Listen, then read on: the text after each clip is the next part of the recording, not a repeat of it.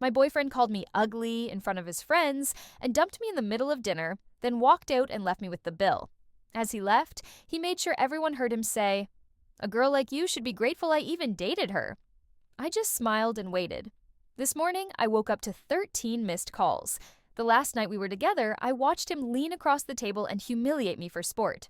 Not in private, not by accident. He did it in front of his friends, in public, and with full confidence that I would sit there and take it. And I did. I didn't cause a scene. I didn't storm out. I let him say what he wanted to say and waited until he left.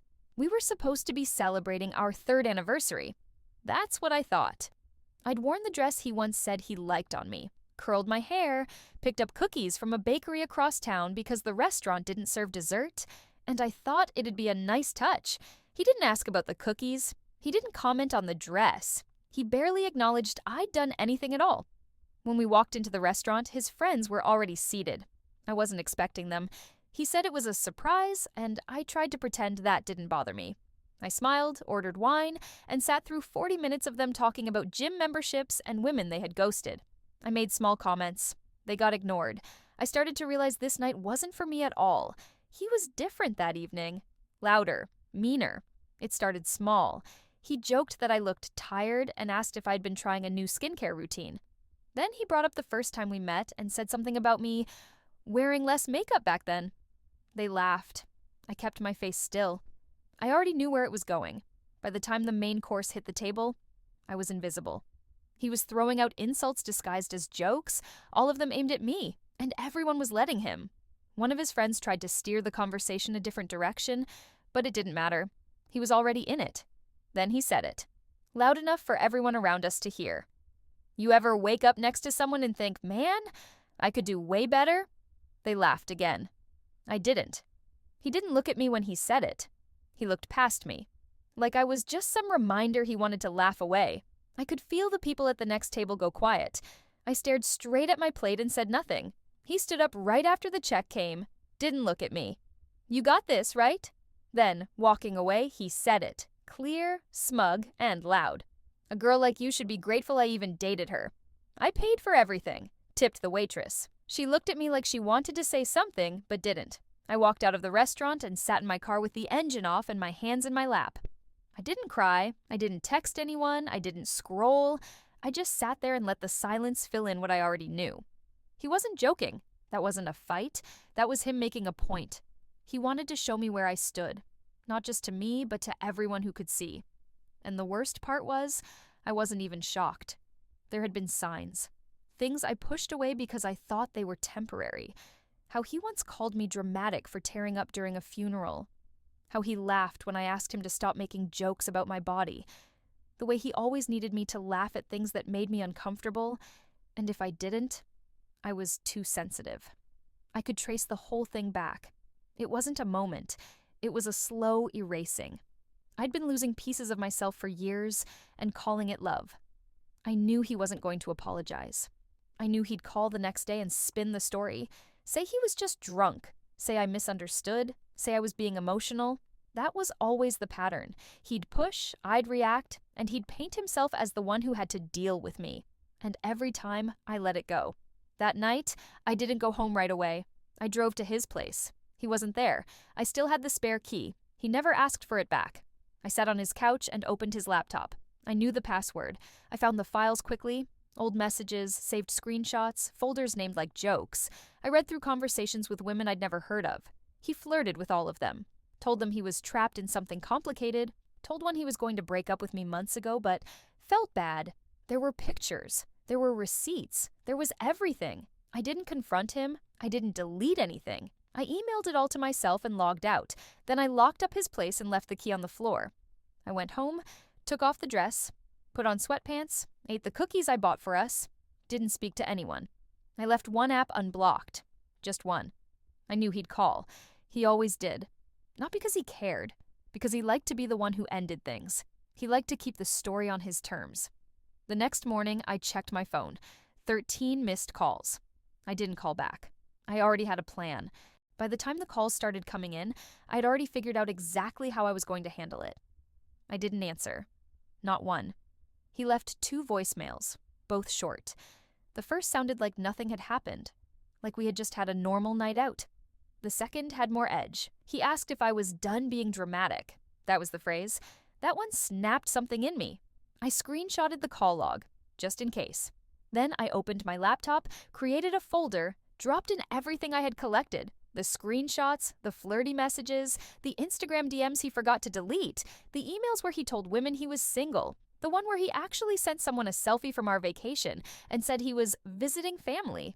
I included photos of us too, time-stamped, just to make the point. This wasn't for revenge. Not really. I wasn't trying to destroy him. I just wanted the truth in the open. He lied so easily with no consequences.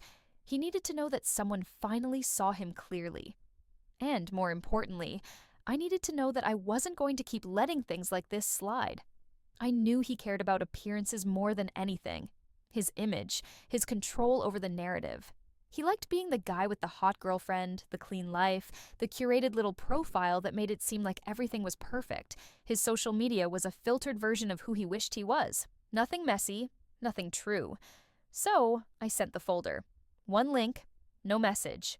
I knew he'd see it. And I knew he'd panic, not because he felt guilt, but because it meant he couldn't deny it anymore. I waited 5 minutes, then 10.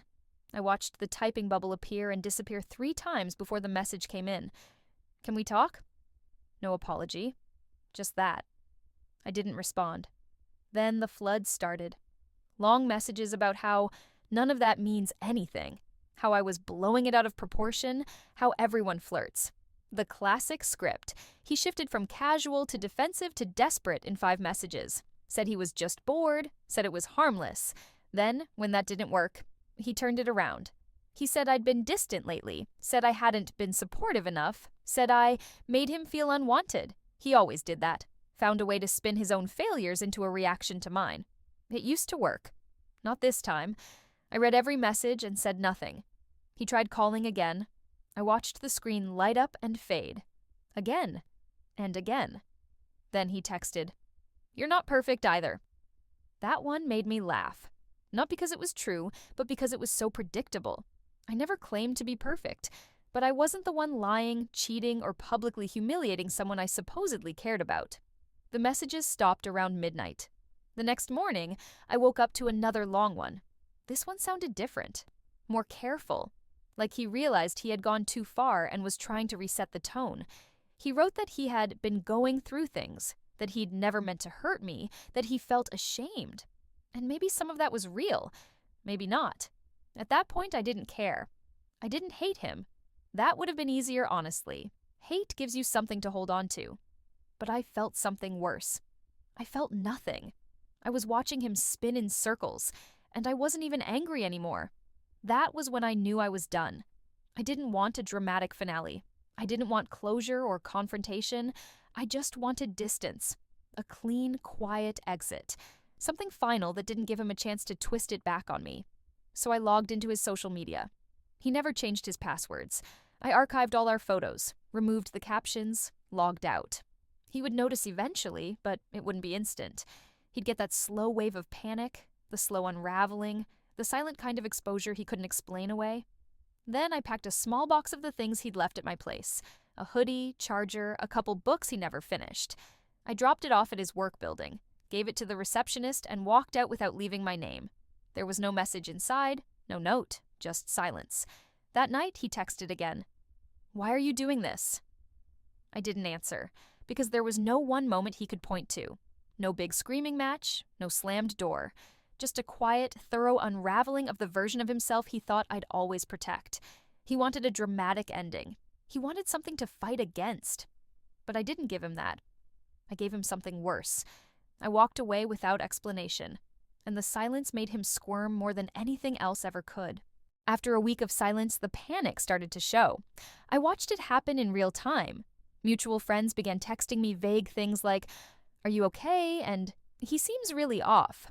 One of them called me late at night, clearly coached, asking if maybe there was a misunderstanding. I told her I was fine and changed the subject. She didn't press. She knew. He posted something on his story 2 days later, a quote about growth and learning from pain. I didn't even open it. Someone screenshotted it and sent it to me with a bunch of question marks. I ignored that too. The point of all of this was not to get people talking. I didn't need a crowd. I just needed him to understand that I was no longer participating in the version of me he'd created, one who would always come back, because I had come back before, quietly, after fights, after small betrayals. I never made a scene. I gave him the benefit of the doubt too many times, told myself he was young, told myself people grow. That night at the restaurant wasn't new behavior, it was just the first time he didn't try to hide it. That's what stuck with me. He didn't think I'd leave. Not really. He thought I'd flinch and stay still like I always had. Instead, I unfollowed him from everything, deleted our photos, unlisted the playlist I made him, unshared the calendar events, cleaned him out of my life like old receipts. Not out of spite, not for show, just to make space. I needed the air back. A few nights later, I ran into one of his friends at a birthday thing I almost didn't go to. I hadn't seen him since that dinner. He looked uncomfortable the second he recognized me, kept shifting in place, trying to figure out if I was going to make a scene. I didn't. I said hi. I was polite. I laughed when someone made a bad joke about adult friendships. I refilled my drink when I needed to. I didn't look over my shoulder once. That seemed to unsettle him more than anything else, like he couldn't figure out how I was already fine. He pulled me aside before he left and said something weak about how he's been really struggling. I nodded. I didn't say what I was thinking, that it wasn't my problem anymore. I didn't owe that man any more of my energy. Not after the way he ended things. Not after the way he built himself up by tearing me down. And especially not after the way he wanted me to beg for an apology he never intended to give. I didn't want to be the bigger person. I just wanted to be done. I started sleeping better. I stopped checking my phone in the morning like I was bracing for something. My space felt like mine again. Quiet, undramatic, normal. He texted again 3 weeks after the dinner. Still thinking about you. I didn't respond. The day he tried to add me back on social media, I blocked him. On everything. I didn't even hesitate. I wasn't curious anymore. That part surprised me. I used to wonder what he was doing, what he was thinking. I used to rehearse conversations in my head, wondering how I could get him to understand what he'd done to me. Now I didn't care if he understood. I just wanted him gone. The last thing I heard was that he tried dating someone new and it fell apart fast. She apparently called him out in front of people, said he treated her like a placeholder. That sounded familiar. I didn't feel sorry for him. I didn't feel anything. I never replied to the last message he sent me. I think that was what finally made it real for him. Not the exposure, not the files, not even being blocked. It was the silence, the lack of attention, the absence of the girl he thought would always be waiting. Because I stopped waiting. I stopped hoping he'd change. I stopped needing to be the exception to his behavior. I stopped giving weight to his excuses. And I didn't replace him with anything. I just made room for myself again. So, what do you think? Was my decision right, or maybe I should have acted different?